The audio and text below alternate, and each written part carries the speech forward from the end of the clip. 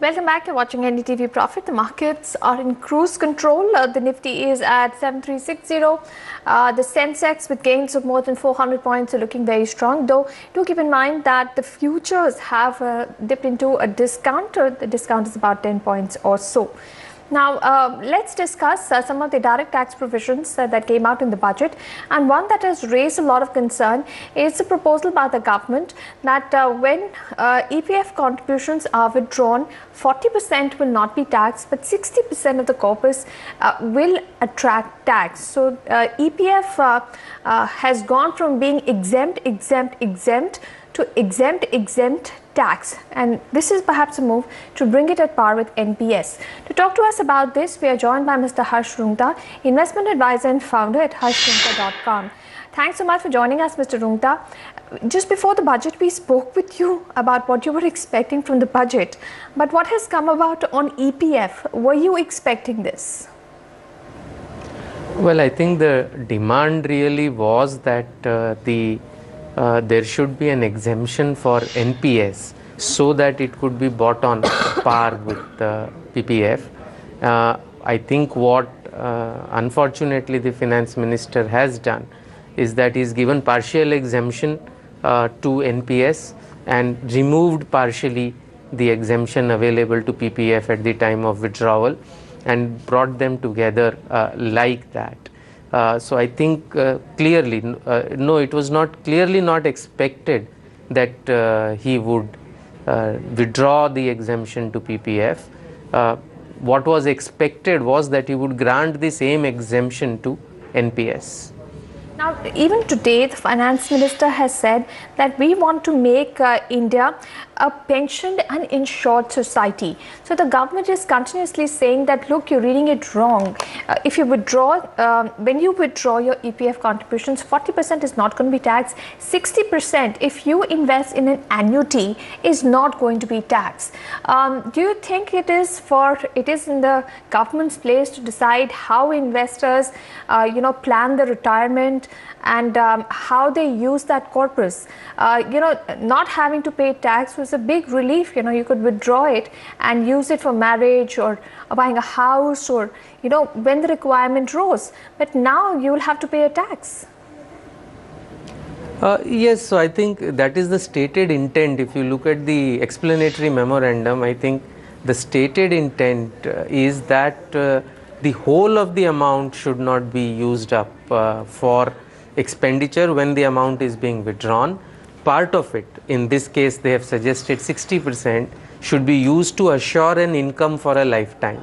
I think that really is the intent, that you use 40% for these kind of things, marriage of children, maybe renovating the house, maybe even buying a house or other personal expenditure that invariably will be there, and use 60% to buy an annuity, to buy a pension.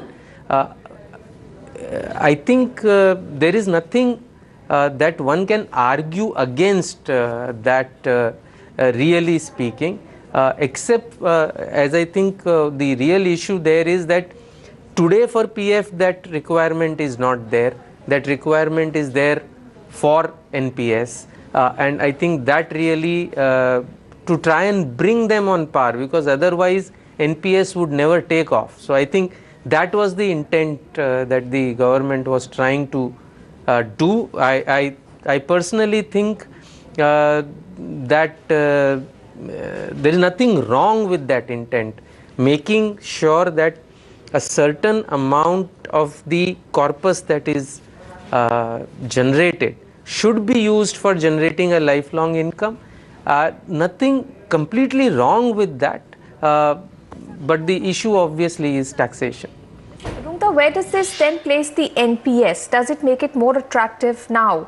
Because, the NPS invests in market-linked programs as well, and that could be volatile, while, EPF is still more stable returns. So, how does it improve or reduce the attractiveness of NPS? I think the attractiveness of the people talk about being linked to the market. Please remember, an subscriber to NPS has an option to choose 100% government securities, and therefore that should give him a return that will be reasonably be in line with what the PPF what a employee provident fund would give. So it is not as if a subscriber to the NPS does not have a choice of taking a less volatile product. At his choice, he can pick a product, and I think it is absolutely proven that over long periods of time, like 8 or 10 years, the returns from equity, in this case restricted, in the case of NPS, restricted to 50%, but over long periods of time, over 8 or 10 years, the returns from equity are much higher and not at all volatile if you look at it for a long period of time. So I think clearly it is a far superior way of generating a higher corpus, and because it is market linked, it does not put pressure on the government, unlike say an EPFO, which forever is trying to get higher rated higher interest on the special scheme from the government. So I think making it market linked is making it more sustainable. And clearly it has proven that equity in the past has proven to have sustainable good returns over the long term. So I think clearly NPS is a far better platform than the employee provident fund. Right. Mr. Rungta, what do you make of the other direct tax proposals in the budget? Were you left a little underwhelmed by what came out? Because there was no change in the income tax slabs, no change in exemption limits, or no more, instruments where you can invest for tax saving introduced. But there was some emphasis on health insurance. What do you make of the different provisions in the budget? So if we restrict ourselves just to the tax provisions, of course there was this huge relief that there were no major changes on long-term capital gains on equity that was envisaged, except for this dividend distribution tax, very regressive but affecting a very small number of people. Other than that, really some useful changes. I mean, the period, if you know, for self-occupied house, if it takes more than 3 years to construct, the maximum limit for deduction gets reduced to 30,000 from 2 lakhs. That period has been increased to 5 years. Logically, there should not be any period, because hardly that period is in the hands of the assessee. But anyways, 5 years is better than 3 years. The additional deduction of 50,000 rupees for a first time homeowner of 35 up to 35 lakh loan, 50 lakh house property, useful in certain cases. The only issue there is that lot of borrowers anyway borrow as a couple where both are earning. There that limit is not really required, because between the two of them they would still have a 2 lakh limit each. So this really does not add anything additional for them. So I think the health insurance that you speak of is not a direct tax proposal. I think that is quite, it could have a big impact depending on how it is implemented, but the health insurance scheme that affects 40 crore Indians and it works. I mean, a family floater of 1 lakh for senior citizens, 1.3 lakhs.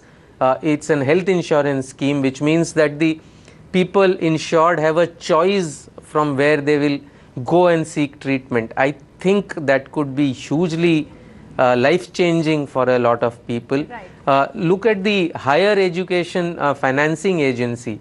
Although it is not going to do the refinancing of education loans, but I think even that is a pretty good thing that has been done. Several other non-tax side, there are a lot of things, but as you said, on the tax side, I won't say I am underwhelmed, I would say I am relieved that we didn't see some of the changes that were rumored to be happening. Right. Mr. Rungta, what do you make about the amnesty plan that the government has come out with for declaration of black income within the country, as well as I think some measures made to get dispute resolution done away with quickly, new benches, and what you spoke about, interest on refunds not paid on time. What do you make of that? So some of these have been are part of the Ishwar Committee recommendations. One good thing which I didn't speak about is that today if you have a large refund, the department tends to keep it back by opening up your assessment for regular scrutiny, which means that somebody who has a large refund coming not only gets it delayed, but he has to go through a scrutiny simply because he had a large refund coming. Now at least, because of the change, he will get his refund within 1 year from the end of the assessment year. This is one recommendation that they have accepted. A major recommendation made by the Ishwar Committee was to give 12% interest if the delay was more than 6 months and 18% if it was more than 12 months. That unfortunately neither of those have been accepted. What has been accepted is only if there is a delay in order giving effect to an appellate order, and because of that there is a delay in refund, then hedged in with numerous conditions and exceptions, the interest rate goes from 6 to 9. That's tokenism, clearly tokenism. They have not really accepted the higher interest for delayed refunds that the Ishwar Committee recommended, but a lot of good steps have been taken. I mean, TDS limits have been hiked, dispute resolution, as you have mentioned. Those are things, again, on how they are implemented, I think will be seen. The Central Board of Direct Taxes has come out with a circular on one of the major issues affecting disputes, which is treatment of capital gains as business income. For listed securities, they have just come out with a circular, again patterned on what the Ishwar Committee had recommended. Again, how it will be implemented will decide whether it is useful or not. All right, Mr. Rungta, thank you so much for speaking with us at NDTV Profit and giving us your analysis of the budget. We'll slip into a break at this point in time. We'll keep up with what's happening in the markets and also get you a reaction from Diwan Hasan.